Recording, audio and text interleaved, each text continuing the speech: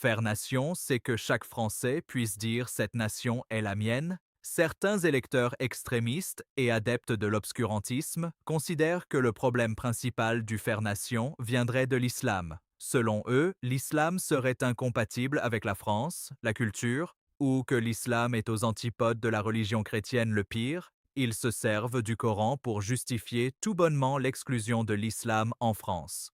Depuis quand le Coran est une source du droit français, la France reconnaît des citoyens, pas des textes religieux. Ils estiment aussi qu'une partie des musulmans vivrait davantage dans une logique communautaire que dans une logique nationale. Pour eux, faire nation suppose d'abord l'ethnie majoritaire. Certains vont plus loin et pensent qu'il ne faudrait pas être musulman pour faire pleinement nation, car ils associent l'islam non pas seulement à une foi personnelle, mais à un projet politique ou civilisationnel concurrent.